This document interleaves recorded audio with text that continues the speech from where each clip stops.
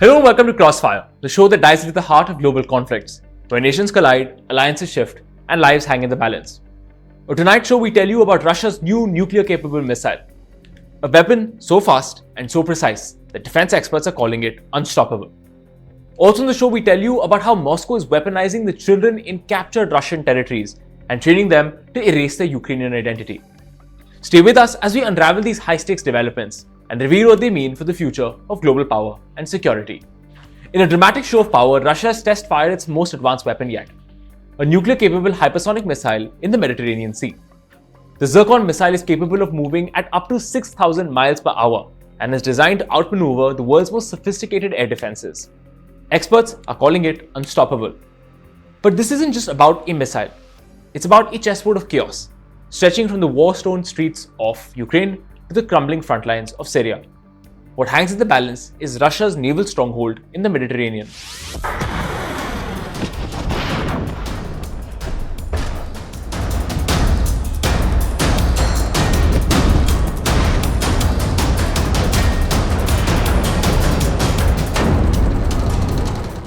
The world stands at a crossroads of power and peril. In a move that could redefine the dynamics of modern warfare, Russia has unveiled its deadliest weapon yet. A nuclear-capable hypersonic missile with a bold test launch in the Mediterranean Sea. A weapon so fast, so precise, that defense experts are calling it unstoppable. But this isn't just about military posturing. It's a high-stakes chess game that spans the war-torn streets of Ukraine, the volatile waters of the Mediterranean, and the crumbling front lines of Syria. Now, Russia's Zircon missile, launched from the cutting-edge Admiral Gorshkov warship, is nothing short of a game-changer. Capable of speeds up to Mach 9, that's over 6,000 miles per hour. This missile doesn't just move fast, it's designed to outmaneuver and overwhelm even the most advanced defense systems. Its precision, combined with a range of 600 miles, makes it a nightmare for enemy fleets, especially aircraft carriers. But the question is, why now? The test coincides with massive naval and air force drills involving over 10 ships, 24 aircraft, and cutting-edge weaponry. This includes Kinzhal missile and Bastion coastal systems. And it's happening in the eastern Mediterranean, near Russia's pivotal Tartus naval base in Syria, a region that's now on the brink of collapse. Here's where it gets more complicated. Rebel forces in Syria, emboldened by their stunning capture of Aleppo, are now closing in on Russia's Mediterranean stronghold. Naval analysts believe that the base, which is Russia's only major foothold in the Mediterranean, is at risk. Reports suggest that Moscow could be preparing to evacuate its vessels, a strategic blow that would weaken its dominance in the region. But let's not forget, this isn't just about Syria. Earlier this year, the Zircon missile was reportedly fired at Kyiv during an escalation in the Ukraine war. These drills remind the world that Russia's hypersonic arsenal is not just for display. It's operational and it's in use. These drills remind the world that Russia's hypersonic arsenal is not just for display. It's operational and it's in use. This comes as the conflict in Kyiv is heating up as well. Russia claims to have seized 2 more settlements and is ramping up strikes on Ukrainian infrastructure, targeting energy facilities and military equipment hubs. However, Ukrainian President Volodymyr Zelensky remains defiant. Russia's moves in the Mediterranean aren't just a flex, they're a warning. From the volatile Syrian front lines to the embattled streets of Ukraine, the ripple effects are global. Will the West rise to meet this challenge? And how far is Russia willing to push the boundaries of modern warfare? For now, this is more than just a battle for territory. It's a test of global resolve in the face of evolving threats. A horrifying new revelation in the war between Russia and Ukraine has now surfaced. A story of stolen childhoods and shattered identities. A landmark Yale report has uncovered a chilling truth. Over 314 children were abducted, re-educated and coerced into Russian citizenship as part of a state-backed program orchestrated by Vladimir Putin himself. This isn't just a tragedy. It's a weapon of war designed to erase the Ukrainian identity of a generation. But the question remains, how far will Russia go to rewrite the futures of its youngest victims? Our next report decodes this for you.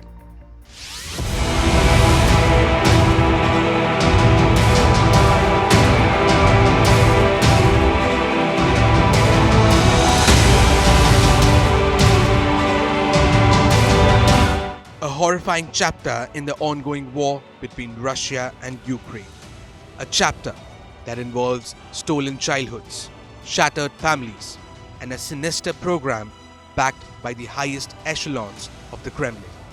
Imagine children, innocent and vulnerable, ripped from their homes in Ukraine, stripped of their identities, and placed for adoption on Russian websites funded directly by Vladimir Putin's office. This isn't just a tragedy. It's a meticulously planned war strategy, a weapon in a battle, not just for land, but for identity. A landmark report from Yale University has uncovered the shocking details of a systematic operation. Ukrainian children abducted, re-educated, and coerced into becoming Russian citizens. Over 314 children have been documented in this program. Children who have been taken from the war-torn Donbas region and forcibly adopted into Russian families or placed in re-education camps. And here's where it gets even darker. These children, many of whom come from orphanages and institutions in occupied territories, are being showcased on state-sponsored adoption websites, complete with profiles detailing their skin tone, hair color, eye color, and even the temperament. These websites have received millions in funding from Putin's Presidential Grants Fund. But it doesn't stop at websites. Satellite imagery reveals the use of military jets to transport these children across Russia. Jets personally sanctioned by Putin's office. One such jet was spotted at a Russian airbase a day after 31 Ukrainian children were forcibly taken from Mariupol. These children were later brought to Moscow, where one was adopted by none other than Maria Vova-Belova, Putin's Commissioner for Children's Rights. This program is no accident. It's a 7-point strategy meticulously detailed in Yale report. From transporting children to re-education camps to coercing them into Russian citizenship. This plan is designed to erase their Ukrainian roots entirely.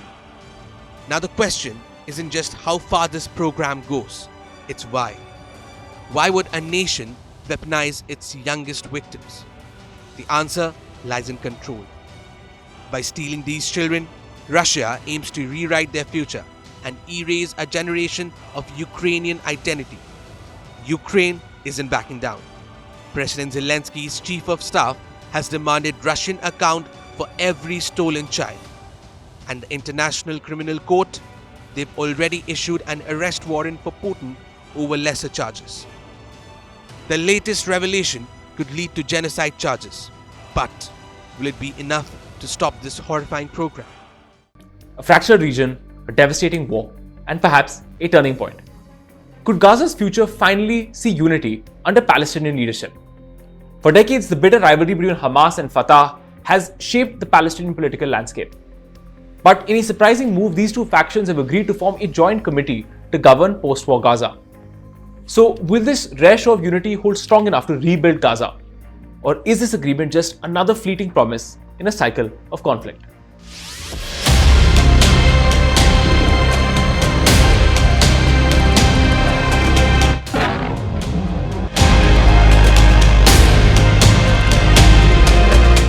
A fractured region, a devastating war, and a historic opportunity.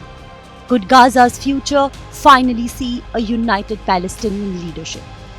For years, the divisions between Hamas and Fatah have defined the Palestinian political landscape. But in the shadow of war, an extraordinary move is unfolding. Rival factions have come together to chart a path for governing Gaza after the guns fall silent. This is more than just a political handshake. It's a high-stakes gamble with lives, sovereignty, and an entire region's future at stake. In a rare show of unity, Hamas and Fatah, the two dominant Palestinian factions, have agreed to form a joint committee to govern post-war Gaza. This pivotal decision came after talks in Cairo, mediated by Egypt, and marks a potential shift in the region's future. The proposed committee would be made up of 10 to 15 non-partisan experts tasked with handling critical sectors. It will include education, health, humanitarian aid, and reconstruction. A draft of the proposal also outlines plans to administer the Rafah crossing, Gaza's vital border with Egypt. But the plan isn't final yet. It awaits the approval of Palestinian President Mahmoud Abbas. Fatah's delegation, led by senior party member Azam al-Ahmad, is returning to Ramallah to secure Abbas's consent. This agreement comes as Gaza remains gripped by war. Israeli Prime Minister Benjamin Netanyahu has vowed that Hamas will never again govern the territory once the conflict ends. Last month, Netanyahu made a rare visit to Gaza, where he reiterated Israel's determination to dismantle Hamas's control. Now, this joint committee could be the first step towards achieving that vision. A unified Palestinian governance for Gaza. But will the fragile truce between Hamas and Fatah withstand the immense pressures of reconstruction and political maneuvering? And more critically, will the wounds of war and decades of division allow Gaza to truly rebuild? Or is this agreement just another fleeting moment in an endless cycle of conflict? That's all we have for you in this edition of Crossfire. See you again tomorrow.